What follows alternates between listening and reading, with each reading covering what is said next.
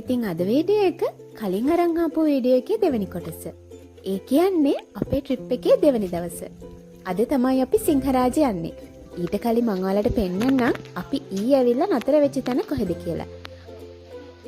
ඉතින් අපි ආවේ ඇවිදින්නනේ. ඒ නිසා අපි මේ වගේ තැනක් තමයි නතර වෙන්න තෝරගත්තේ. හරිම නිදහසේ ඉන්න පුළුවන්. මම ඒ තැනේ නම වීඩියෝ එකේ දාන්නම්. කොහෙද යන්නේ? එහෙනම් ඉතින් අපි දැන් සිංහරාජ බලන්න යමු.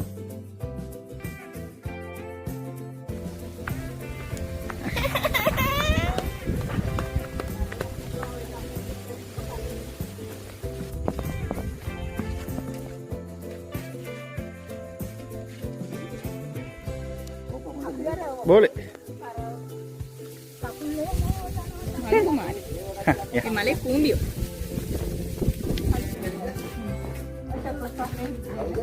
ඉතින් අපි සිංහරාජ ඇතුළට යන්න කලින් හම්බෙච්ච මේ වගේ පොඩි කඩේකින් කෑම ජාති ටිකකුත් අරගෙන තමයි අපේ ගමන අද පටන් ගත්තේ.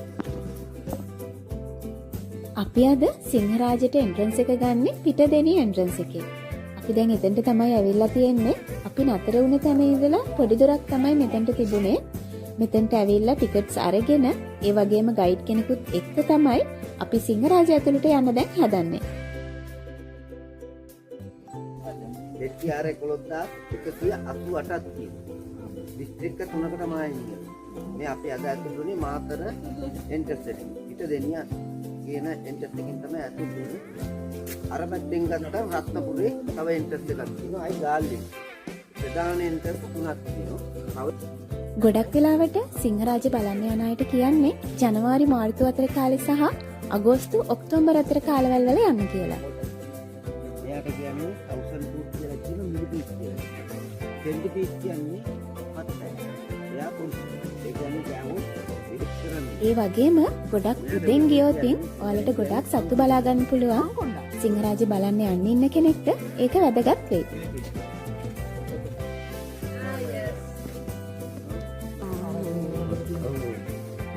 අපිට ආවෙන්නේ ලොකුරුලු. මෙතන පොඩි එකක්. මේක පොඩක් පැටව වෙනවනේ. පැටව වෙනවා. ඔක දැන් අපි ඔතෙන්ට ගියත් පැටව ටික දාලා යනවා. මේ ඉන්නේ ශ්‍රී ලංකන් ග්‍රීන් පිට් වයිපර් කෙනෙක් කෙනා.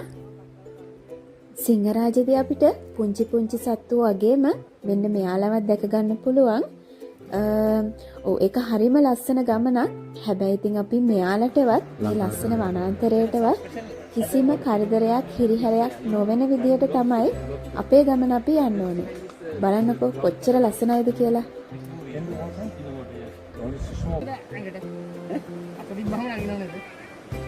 ඕ ගන්න නැගේ විකුණොත් අර පොඩ්ඩක් මේ දවස් දෙකක් යනකම් විසක තියෙනවා. ඌට හොරවන්නේ නැහැ යදී එකම පාට. යුනෙස්කෝ ලෝකුරුමයක් වෙච්ච මේ සිංහරාජ භූමිය අපේ ලංකාවට තියෙන ලොකු සම්පතක් විදිහට තමයි සැලකෙන්නේ.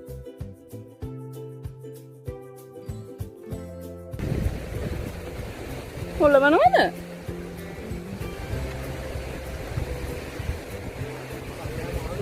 අම්මෝ මට බයයි බලන්න.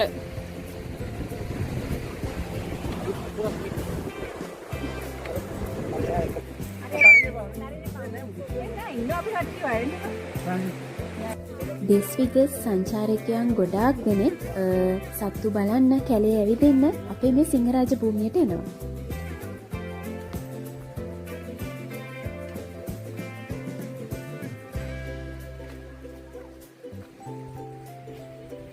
අපිට මෙහෙ යන්න ඕනේ. ඔය මේ පාලම් පෙන්නන්න ආවේ.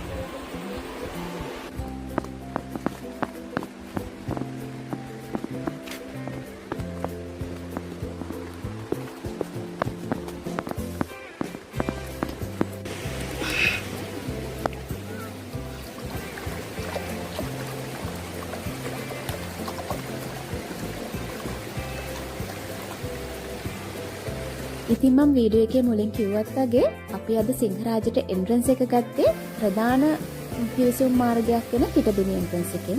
කිලෝමීටර් 4.5ක් වගේ ආවට පස්සේ අපිට මේ කැකුණැල්ල කියන එක හම්බ වුණා.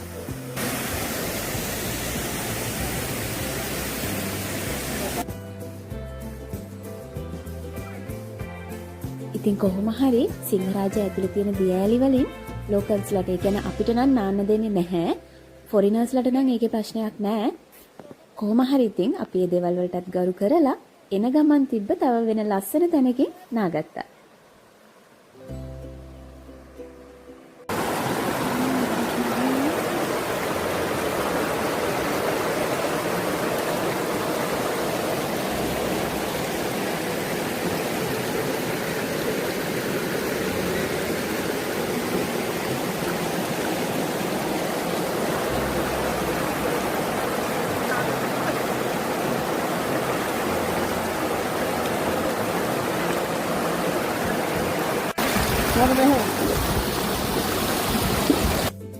ඉතින් කැලේ ඇවිදලා සත්තුත් බලලා නාගෙන අපි දැන් එන්න තමයි හදන්නේ.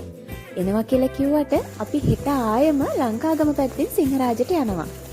මම මේ වීඩියෝ එක අනිවාර්යෙන්ම ඉක්මනට අප්ලෝඩ් කරන්නම්. ලෙයට යන්න. මොකද අපි දැක්ක විදිහට අපි අද ගියපු එන්ට්‍රන්ස් එකෙන් තිබුණ දේවල් වලට වඩා ලංකාගම පැත්තෙන් සිංහරාජ ඇතුළට යනකොට හරිම ලස්සනයි. දියඇලි ගොඩාක් තිබුණා. ඉතින් මේ වීඩියෝ එකත් ඉක්මනට අරන් එන්නම්. හැමදාම වගේ මව බලාගෙන අහගෙන හිටිය ඔයාලට ගොඩක් ස්තුතියි. ඉතින් මොනවද දැක්කේ?